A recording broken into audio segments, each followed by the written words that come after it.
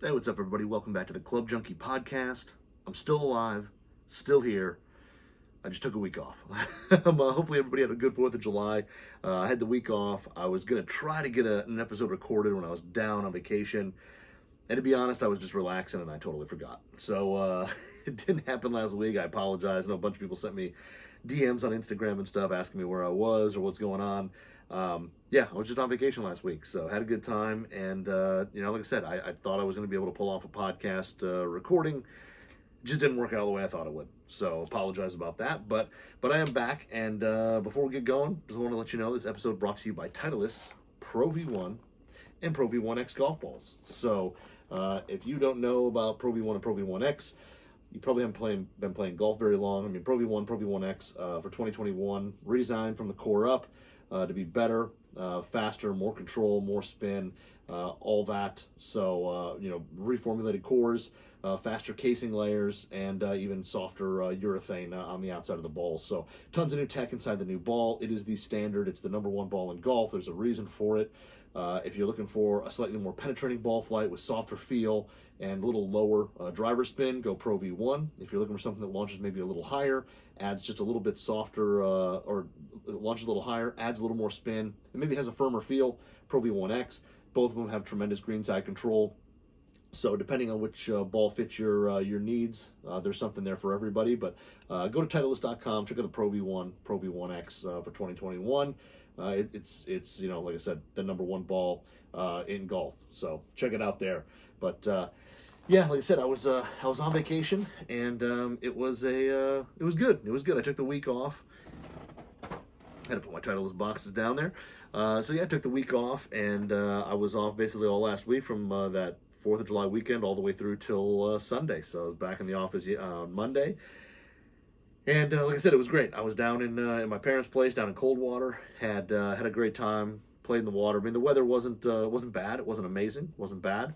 But it was. We spent a lot of time hanging out on the lake. My wife, my daughter, and my family.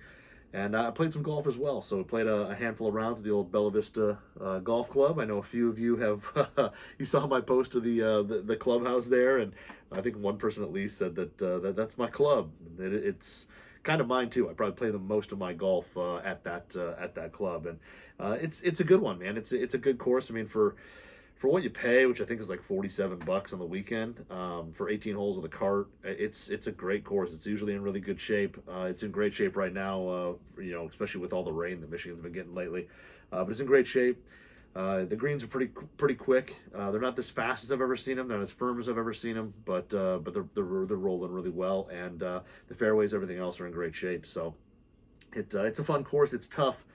There's a couple holes that just that seem to always kick my butt. I conquered them one day, didn't quite conquer them the next. I think I played 3 rounds down there over the week, which was great. Got to play with my dad, my brothers, my uncle. So it was a good time. I've learned over the years to kind of cherish those times of playing with my family, because I had a grandfather pass away a few years ago, and realized that I never played golf with him as an adult. I think I only played like as a small kid, and at that point he's just babysitting instead of really golfing. So it's one of those things where I'm glad I get to do it, and even when you have a bad day on the course, you can still enjoy the company and all that. So it was good. So I played, like I said, I played 3 rounds. First run out, I didn't play well at all. I think I shot like 86, and just struggled kind of everywhere. I mean, I hit some good shots and stuff, but I overall just I put a ton of bogeys and stuff on the card. And then second day, which I think was like Thursday, I went out, shot 78, and it literally, everybody's always like, I left a couple out there. I mean, I missed like a 4-foot par putt, and I think I double bogeyed 18 and still shot 78. So just take away, 2 strokes, it should have been a 76, but so that was it. But that was a day I played extremely well. If anybody's played that course, 9, 10, and 11 are kind of nasty holes. It's just a tough 3-hole stretch. 9 is a funky par 5 that, if you want to try to cut the corner and go over these really tall trees, you can get it it's 2 fairways. You tee off and there's a fairway, and then it makes like a left hand, like, I won't call it 90 degrees, but it's 80 degrees turn. And there's 2 ways to play it. Well, I guess there's 3. One, if you're a really big hitter and you take it over the corner and you can get it over the corner, hit it high enough, all that, that's your absolute optimum play. I pulled that off like maybe a couple times playing some scrambles down there, but it's not something I do every time because it's just not easy to do. It's really easy to, like, if you hook it a little bit or hit it just left of your target, it catches a tree, it falls in, and it's gone. You'll either never find it because you don't want to go looking in that woods because of a poison ivy and God knows what else. If it knocks it down, you hit that tree and it knocks it down, you don't have a shot at the green. You basically have to punch out and then hit it back. So it's basically like having a penalty stroke anyway. So then the other option is you can just hit, like, I guess for a bigger hitter, you hit like a hybrid or 3-wood down you hit it into this ravine, between the fairways. There's like this depression, this little ravine, and you can hit it into there and then hit it out. But the lie always stinks. If it rains, it's always wet and mushy. I mean, it's just like, it's not I've been down there a million times and I hate it. I never have a good lie. I've been on the upslope, it's terrible. I've been in the flat section. I've had it where I've never found it in there because it plugged, because it's so soft. I mean, it's just one of those, I don't like playing from there anymore. So the third option, which is what I do now, is basically hit a 4-iron or a 5-iron down, 4 or 5 depending on the wind, down to the end of the fairway, and then I try to blast 3-wood down, a hybrid of 3-wood down, as close as I can to the green, wedge it on, and try to make a putt for a birdie. So it's basically a 3-shot hole for me at this point, just because cutting the corner on the tree, around the trees and stuff, is just not, it's not my shot, and I don't carry the firepower to really hit that shot. So 9's brutal, but the Ronda shot 78. I basically went par. I parred 9 because I basically you hit it 190 yards. You're at the end of the fairway. You can hit like I said, hybrid of 3-wood down to the green. You'll have like 265 or something like that to the green, a little elevated.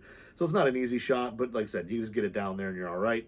But basically, I parred that. 10 is the hardest hole in the course, I think. It's, again, one of those things, if you can play this perfect little cut, you can get it down to the second part of the fairway past the cart path. But again, it's super risky because if you hit it too far right, hits the trees, it falls down like I don't even know. It's basically a cliff. It falls off into these trees. It's gone. I mean, you don't even look for it, and there's nowhere to walk down and get it, so it's just gone. And if you hit it too far right, you're blocked out by the trees, and you're really SOL. So basically, the same thing. You hit like a 4-iron or something like that. You hit like a 190 to 200 yard shot to the end of the first section of fairway, and then you'll basically hit like a between 160 and 170 yard shot into the green. And the green is extremely narrow. It has an extreme slope from left to right, and it is, when it's dry out, it is like impossible to hold. Unless you can just fling it up in the air with it, just an absolute ton of spin.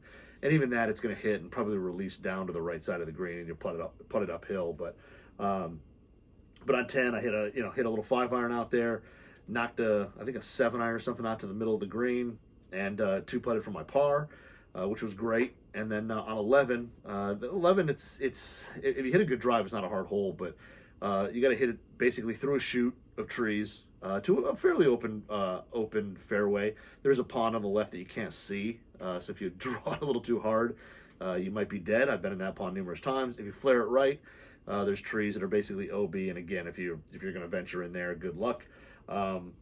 So it requires a good tee shot. After that, there's water to the front and to the left of the green, covers the whole thing. But basically made par there. And I think that's probably one of the few times that I've basically parred 9, 10, and 11, because it's usually one of those holes will snag me, if not all of them. But that day I made par on all of them, which was great. It was fun. So we had a good time, and actually that day on the back nine, I think I parred 10, 11, 12, 13, 14, 15, and then on 16, which is a short par 4. But you have to hit it to the left side. You got to carry the left side if you're a bigger hitter, because you get blocked out by the trees if you hit it too far right. I hit an absolute murder drive, just blasted it down there. Had, God, I want to say like 80 yards in, which I don't think I've ever been that close.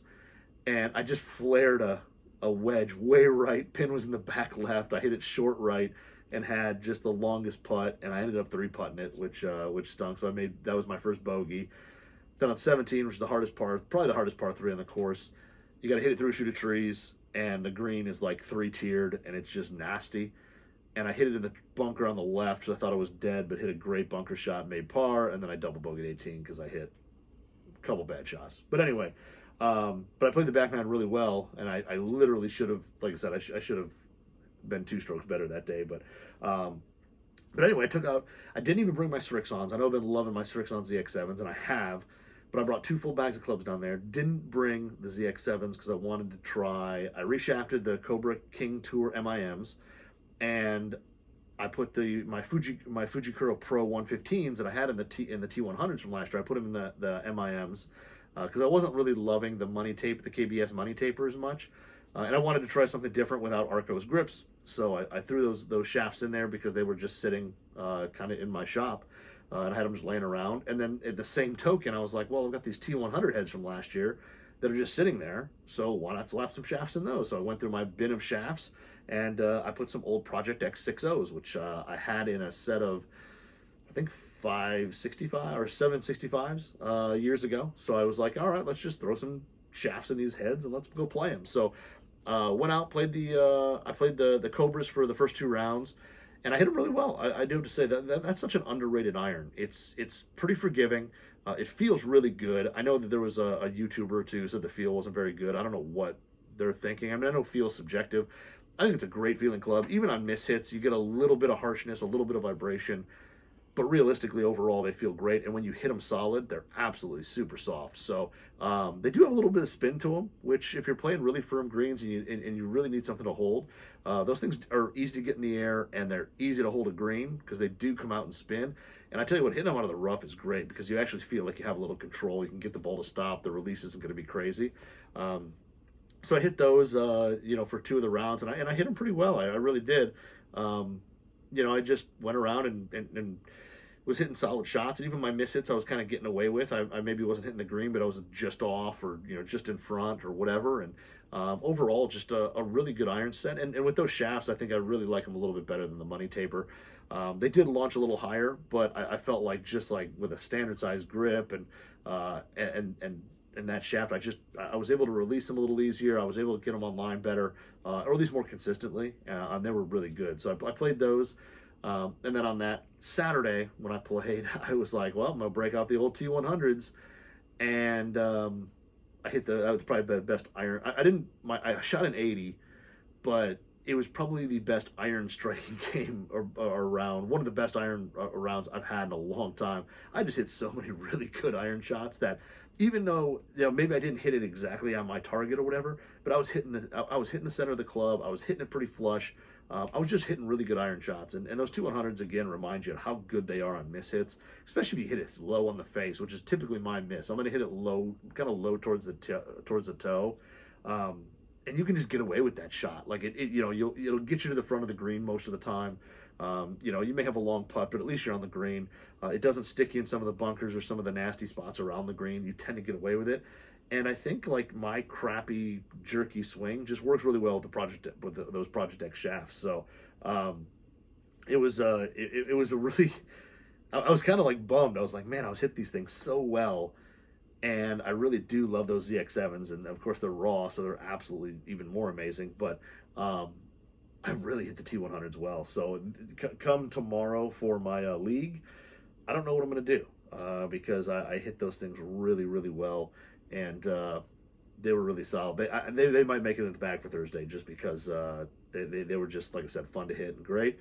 And the other thing I brought out, which I hadn't brought out it usually gets at least a couple runs a year, but I hadn't broken out all year, was my 2013 Versa number 7, which I got when I was a Golf Digger X forum member and not working here back in 2012. I was picked to go on one of those trips.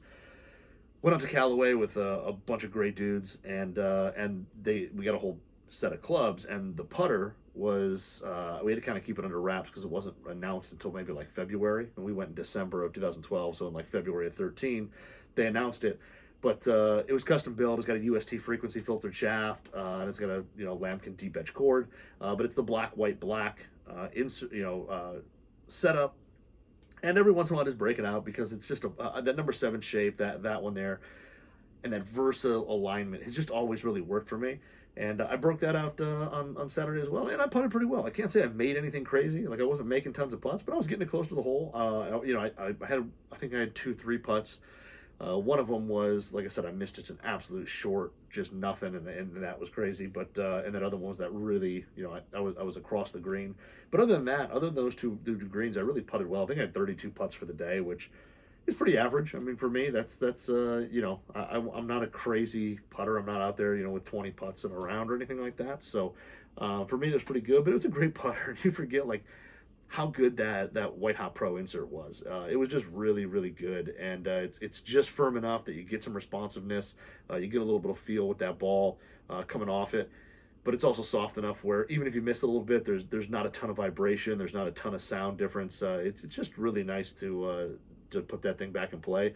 And I do have to say that Versa alignment for me, the black, white, black, works really well. Like I really feel like when I have that thing set down, like I can tell when that face is basically aimed at my target. Like, it's just anytime it's like shut or open or anything, I just visually I see that really well with that putter. So but it was fun to play it, take it out. I don't think it's gonna go, I don't think it's gonna beat anything else out. I had my I bet Nardi with the Fuji MC putter shaft in it, and I putted well with that too. So I don't think the old Versa number 7's taking anybody's spot, but it was fun to get out and play it again, play that insert, and just remember how good of a putter that thing still is. So it was fun. But I played all that stuff. I had 2 full bags going down, which was great. I even had slightly different wedges. I think I brought 4 drivers and like 2 extra driver shaft.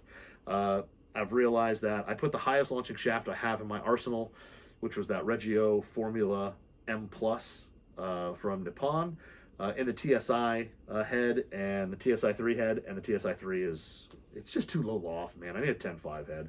So it's a 9.5 head. I don't want to, when I try to add a little loft, it kind of shuts the face a little bit, and I know it's stupid to say, but I just don't like the face being shut. I hit it left as it is. I don't want to see the face looking left, so it's probably dead to me. So one of the guys in the office I know will claim it because they'll want it, but the 9.5 head is just too low a loft. So right now, in terms of drivers, I'm going to say that the TaylorMade Sim 2 Max with the Ventus Black right now is leading the pack. I was roasting that thing for the first 2 days.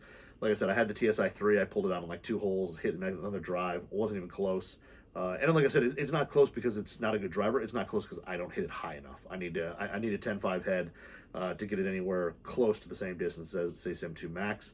But Sim 2 Max was an absolute cannon all weekend. And then the driver I hit really well was the other one, which I played on Saturday, was Epic Max LS with that with the VA Composites Radian, which was a really good combo. I hit that thing really solid on Saturday. I don't think I had really one bad drive with it. So I brought the Ping G425 Max, and I tried to throw like a Project X Hazardous Green Smoke in there, and I didn't hit it that well. I think that thing there, if I'm going to put any shaft in there that's not counterbalanced, I need to get a lighter weight because the swing weight just gets too heavy for me, and I'm all over the place with it. So that was a kind of a mess. But like I said, Epic Max LS Epic Max LS and Sim 2 Max are kind of the 2 leaders right now in the clubhouse. If I had to say which one, right now Sim 2 Max is beating it. I think it's just a little bit longer than the Max LS for me at the moment. So, it launches a little higher. I throw that Ventus Black in there, and it's just like, low spin shaft, a head that launches high, and, it's kind of a really good combo. It doesn't really want to go a whole lot left, but then again, neither does the Max LS. So both really good. I think I want to toss some other shafts in the Max LS as well. But right now, Sim 2 Max is leader in the clubhouse. So come August, 6th or whatever that date is. I don't know when the old guys trip that I go on, that will be coming up here. Like I said, I think it's like the second weekend of August, like the 6th or whatever it is. That will be basically first week in August. Yeah, so 6th, 7th, 8th. I will be playing up at the Loon in northern Michigan, but I think right now Sim 2 Max is going to be, unless something goes crazy between now and then, I think that is going to be in the bag for now. So all the boys who we'll be playing against, watch out. But no, it's been good. Like I said, I hit a lot of stuff, and you know, like I said, those T100s are really throwing some wrenches in some gears because they've been really that good. So anyway, I know it's a lot of talking about me playing my game and you know, what I was doing, but I also did hit a couple things. So going to talk about a couple items that that were out there that I was hitting. The first one is going to be a rangefinder. I know, laser rangefinders. So excuse me. So yeah, I've actually I've messed with a few Nikon rangefinders before, but I was actually took out the Coolshot i50, which is new for this year. Had one of those in the bag, took it out, and I basically had this as you know, along with my you know, I have a Bushnell and a Precision Pro. You know, I've basically three right now. So I kind of took out this. I had my Bushnell as well. But I took this thing out, and I tell you what, it's a nice little rangefinder. It's a little more compact than I thought it was going to be, but it's not as small as I know I've used some of the different Nikon ones they had. Like I can't remember what I had one of the stabilized ones, the white ones, and that thing was like tiny. I mean, it was like you felt like you were going to break it, or it felt like weird holding it. And this one here is all black and silver, but definitely a little larger. I think it fits in the palm of the hand a little better than some of those stabilized ones. But the 50i has it has slope to it, and it has the one thing that I actually kind of like, and I had it in a previous rangefinder, a Leopold, which I'm probably pronouncing incorrectly, and I'll get blasted for. But I had a Leopold that I had that had the red LCD markers on it, so when you actually hit it, all the internal the display was red. It kind of glowed red, and I had it there and whatever, didn't really think much about it. And then this actually has kind of that glowing red look to it when you look through it.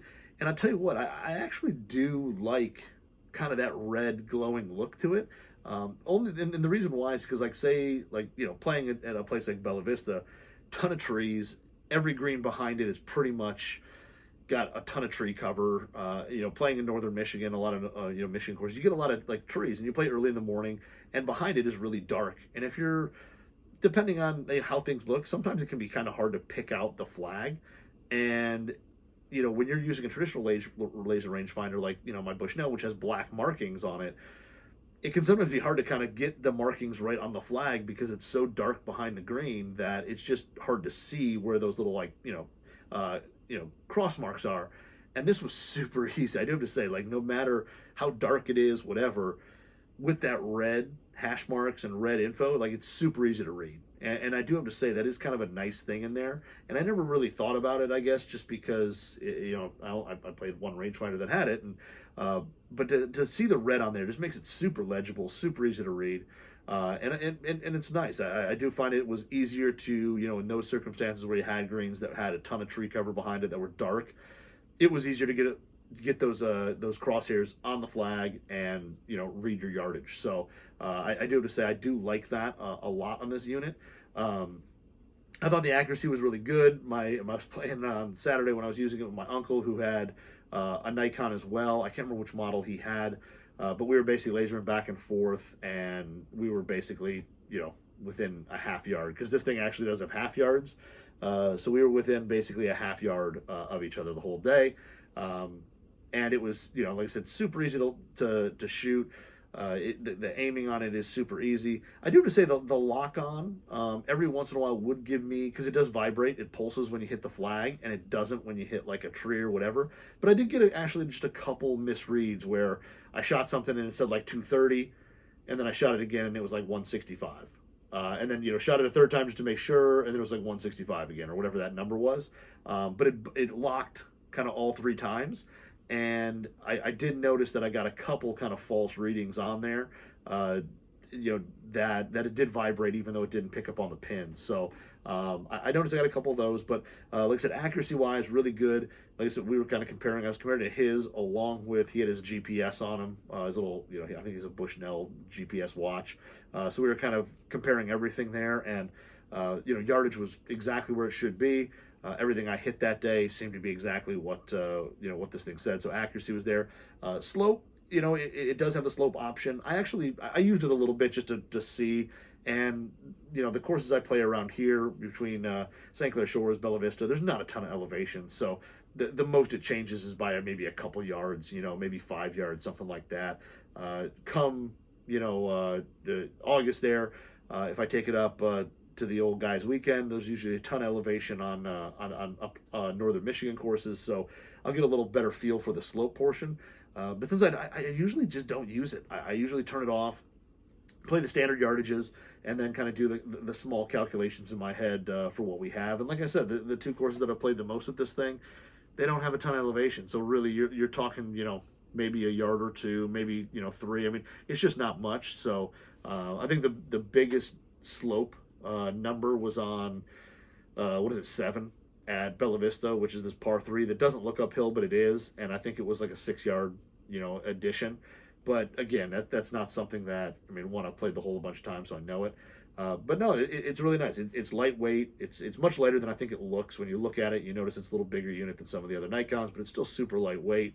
It's got kind of rubber all over it, so it stays in your hand. It's easy to grip. And then it also has the magnet section on it, so you can slap it on the cart and then forget about it when you walk away, which I almost did. But you can slap it on the cart. It's right there. Grab it, go. And it's easy to use that way. So the magnet's good. It's not quite as strong as the magnet on the Bushnell, but it works fine as long as you're not totally jumping the cart over bunkers. You should be totally fine. So like I said, it's a really good unit. It doesn't have the stabilization as some of, like, I think there's 1 or 2 Nikon models with that the stabilization. So if you've got a really shaky hand, and you're trying to zap something that's 240 yards away, you're going to get some movement there, but it's overall not bad, and it's pretty much the same as any other rangefinder I've used that isn't stabilized. So, but yeah, really good unit there. Like I said, I really kind of started to appreciate the red hash marks and the red display inside it. I think it is just really easy to read, even on just pure sunny days, whatever. I think it's just more legible, easy to read. So a great little rangefinder. Like I said, I enjoyed using it. It's one of those that if one of the guys in the office doesn't, request to grab it, it may stay in my one of my bags here for a little while. But overall, like I said, if you want to check it out, if you go to NikonUSA.com, look for the Coolshot 50i, and it's like I said, it's a really good little unit. It's like I said, it's got slope, but you can turn it off, and it's got a little like green LED light on the front that. If you're playing in a tournament that you can't have slope, every time you zap something, the green light will flash on to kind of show anybody around that you're not using the slope, which is kind of cool. So yeah, but that and the optics on it are pretty darn good. I mean, when you looked out, even from long distances, everything was super clear. It didn't darken everything up a ton, so it was still easy to kind of catch see the flag or small details like that. But overall, I really like the unit. Like I said, the only thing I wish it had. I wish the magnet was just a hair stronger. And like I said, I got a couple reads where I lasered. It definitely didn't catch the flag. It caught a tree or something behind the green, and but I still got the vibration that it locked on. So those are my only kind of 2 complaints, which are pretty minor. And like I said, overall, I enjoyed using it. It's I know laser rangefinders, when you try to compare them, it's like, well, is it accurate or not? Like I said, I think this one here has just got a couple little things that make it, a little more fun to use and sometimes a little more easy to use, depending on the person and what you're looking for. So, yeah, like I said, Coolshot 50i, really liked it from Nikon. And then the other thing I got to play with, or have been playing with a little bit lately, and it's due for a reshaft here probably very soon, would be the new Tour Edge Exotics C721 irons. So I know the driver's been getting a ton of talk, a ton of play, a ton of YouTube videos, all that stuff. I know there's a Golf WRX forum going on with guys testing out the driver, and the reviews in there are really, really good. And the driver is really good. I've hit it. I think I did a show on it a couple, now it's probably a couple months ago, but the driver's really solid. It's surprisingly, everybody says like, oh, it's the best driver we've ever made. This is by far the best driver they've ever made. Like, it is hands down really, really good. So if you're looking for that under the radar driver, go check out the C721. It's stupid good.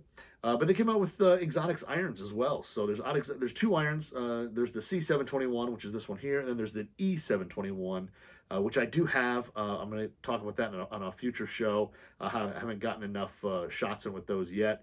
But the C721 is the slightly smaller, a little more compact, less offset.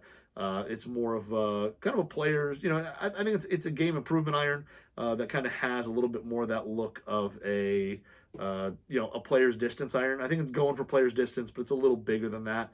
But I took out, I have a 4.7 and a pitching wedge with the True Temper Elevate 95. And I'll tell you what, the first thing you notice about the iron, it's a little chunky. It's a hollow design, so it's a multi-piece design. It's filled with a TPU material for basically, enhancing the sound and the feel. But, everybody's going to ask, are the lofts crazy strong? They're not crazy strong. I mean, they play off, I think, a 44-degree pitching wedge.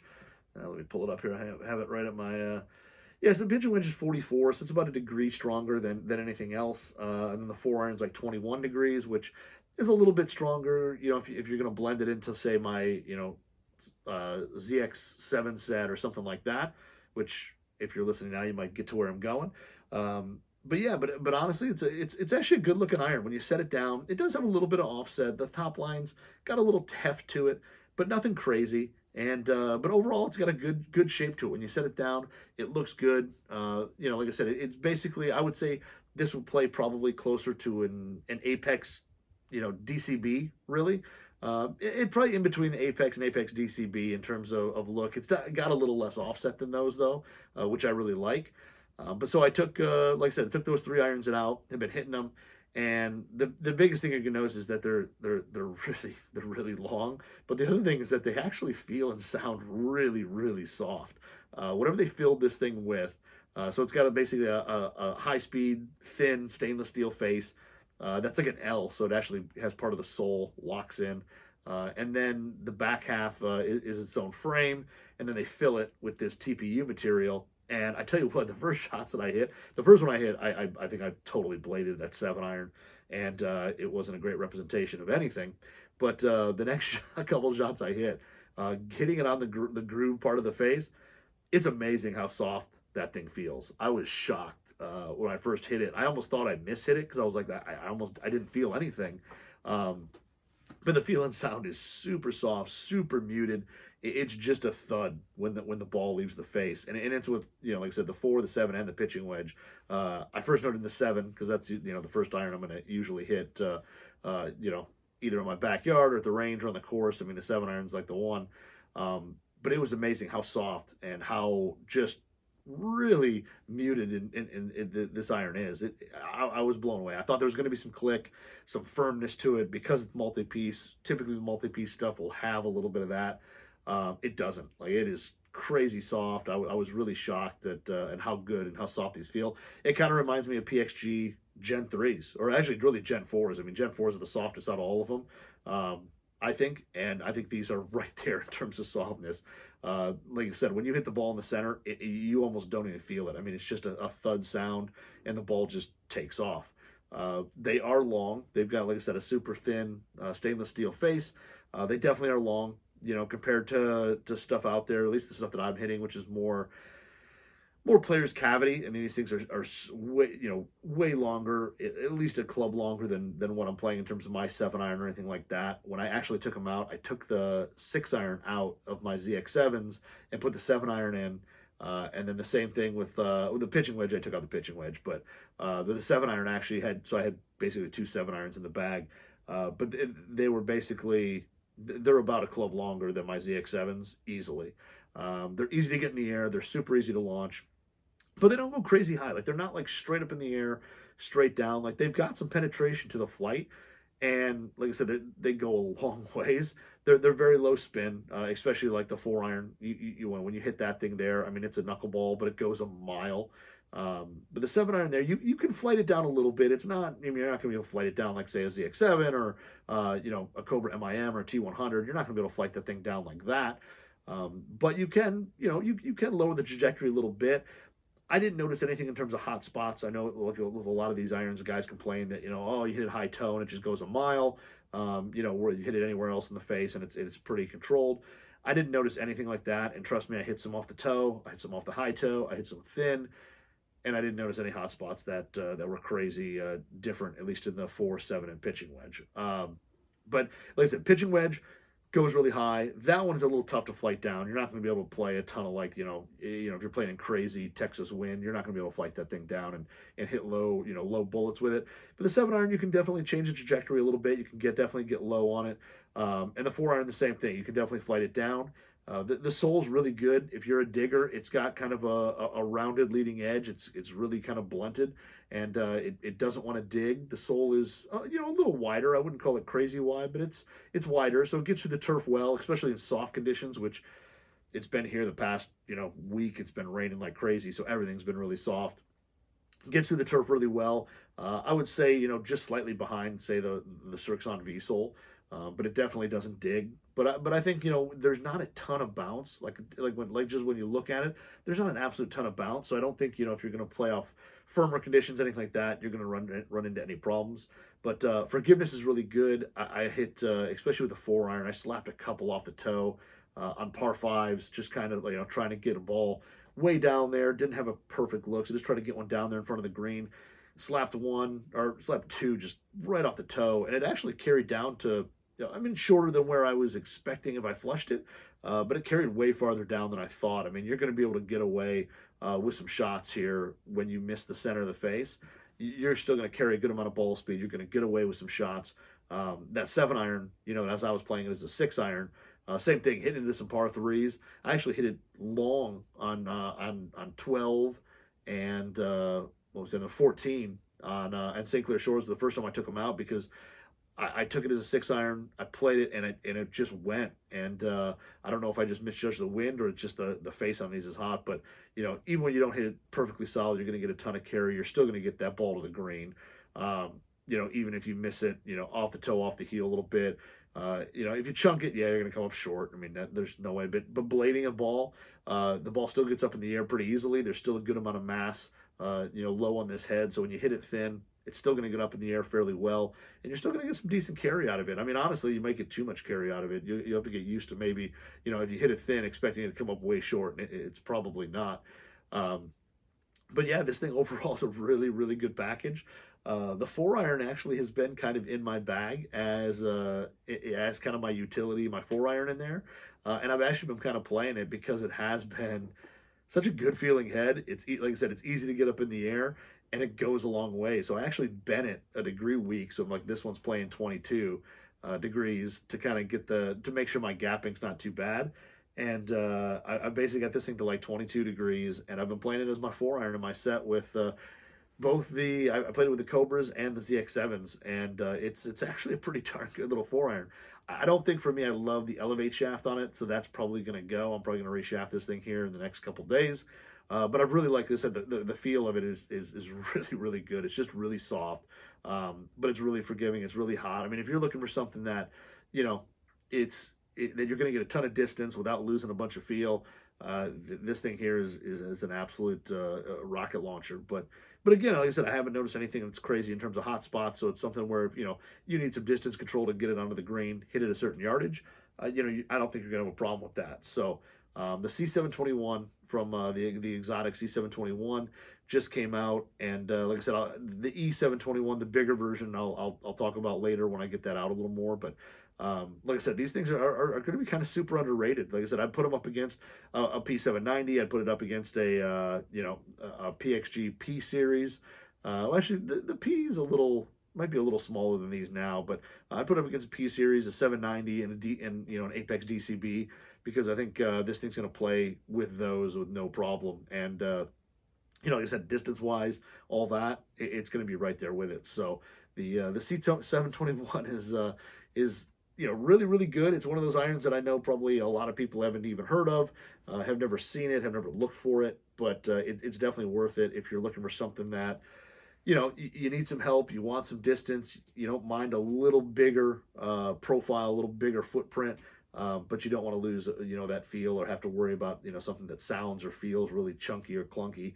It definitely doesn't have that. So like I said, crazy soft, but yeah, the iron really plays well. So, overall, there's kind of my two things there. I know I've got a couple others that we'll be talking about shortly that I've been hitting. I just got some iron shafts in, and got a bunch of stuff. So thankfully, I've got some golf to play coming up, and yeah, I think that's all I've got this week. So hopefully everybody enjoys the Open Championship starting up. Maybe you're going to get up early and watch. I know I usually sometimes get up. Maybe I set my alarm for about an hour early on Friday or Saturday, or Thursday and Friday, and jump up and watch a little bit. So I'll probably do that. But enjoy the Open Championship. I always enjoy that tournament. It's just it's fun. It's classic. It's hopefully they'll get some rough weather, one or two of the days to make it challenging. And then yeah, that's what I've got. So appreciate people reaching out to me about being on vacation. If you want to ask any questions, anything like that, hit me up on Instagram is the best way, at Club Junkie Pod. And then look for today, or if you're listening on Wednesdays I do a little Q&A session. You can ask questions about whatever you want, and I'll try to answer them. So I'll do that as well. And yeah, that's all I've got. So everybody have a good one. Enjoy the Open Championship. We'll talk to you next week. Have a great weekend.